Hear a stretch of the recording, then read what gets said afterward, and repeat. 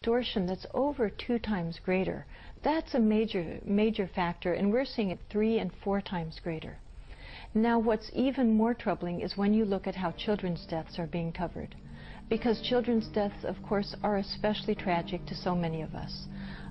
Almost everyone throughout the world feels that children are illegitimate targets of strife. Their deaths are intolerable. They're something that the world should prevent. So it's very important to see how our media are reporting on the large numbers of children that have been killed in this conflict. Now again, the first thing that we always should ask, and I hope we'll always remember to do this everywhere, is how many children were killed among both populations. When we hear a number among one population anywhere in the world, let's always ask, well, what about the other population? I want the full information. So again, we had the very sad job of looking at how many children were killed in this conflict in the first year and then again last year. We discovered that in the first year, 28 Israeli children had been tragically killed. And we discovered that 131 Palestinian children had been tragically killed during that first year. Now let's look at 2004, a period of relative calm, as our media were telling us. Well, again, we find a difference. It's very significant. We learned that 2004, 8 Israeli children had been tragically killed by Palestinians, and we learned that 179 Palestinian children had been tragically killed by Israelis. In other words, Palestinian children were being killed last year at a rate 22 times greater than Israeli children. Now here's an example of what the New York Times covered in that first year. We found that the New York Times covered Israeli children's deaths at a rate 6.8 times greater than Palestinian children's deaths. They reported on 125% of Israeli children's deaths, and for that same year, they reported on 18% of Palestinian children's deaths. Let's look at what they did in 2004. In 2004, we found that the disparity had grown even greater, and the New York Times reported on Israeli children's deaths at a rate over 7 times greater than they had reported on Palestinian children's deaths. Then you look at the TV networks, and they make the New York Times almost look good. The television networks, the disparity in coverage of children's deaths is truly off the charts, which of course is the name of our reports. And as we describe our reports, you'll see how that phrase continues to fit the media coverage, off the charts. So we found that the networks had covered once again Israeli children's deaths at far greater rates. And remember, we're not even measuring how much time was spent on each death, the wording that was used, how much personal information was given.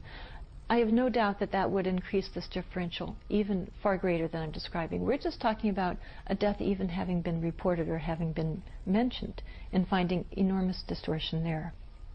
We found that in the first year of covering children's deaths, ABC covered Israeli children's deaths at a rate 13.8 times greater than Palestinian children's deaths. We discovered that CBS covered Israeli deaths at a rate 6.4 times greater than Palestinian children's deaths. We discovered that NBC covered Israeli children's deaths at a rate about 12.5 times greater than Palestinian children's deaths. These are all children. Their deaths are all tragic. Why are we hearing about one population's deaths at a rate up to 13 times greater than we're hearing about another population's deaths? As Americans, we need full information, not information about only one population. Then we look at what the networks did in 2004. In 2004, we found that, again, this immense distortion was going on. We discovered that ABC covered Israeli children's deaths at a rate 9 times greater, CBS covered Israeli children's deaths at a rate almost 13 times greater, and NBC covered Israeli children's deaths at a rate approximately 10 times greater. Once again, a huge differential based on ethnicity in the reporting that we're getting from our media. Another way of looking at these deaths is in the following charts. where we show on one side the Israeli column is in blue, and you'll see that the top half of the column is a different shade of blue.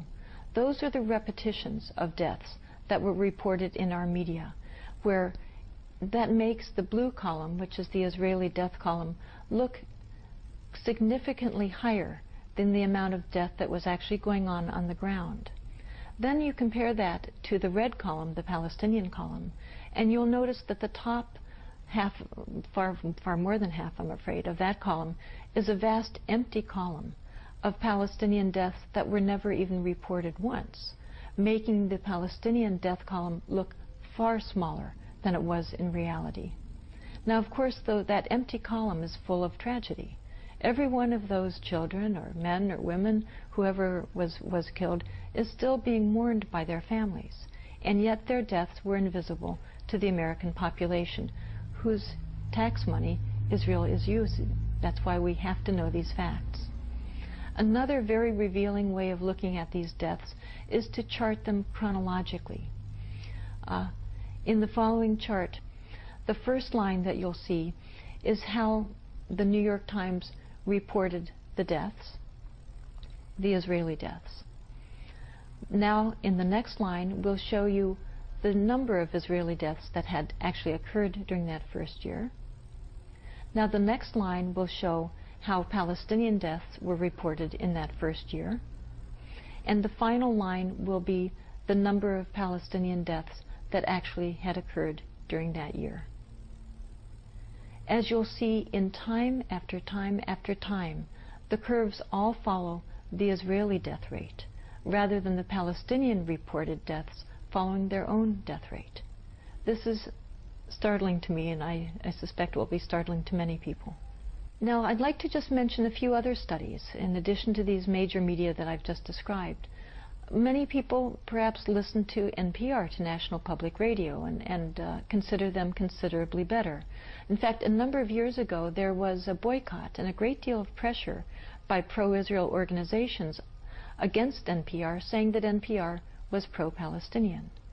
Well, another organization, Fairness and Accuracy in Reporting, FAIR, a very respected media watchdog organization, did a similar study. Actually, their study preceded our studies, of NPR's coverage of deaths.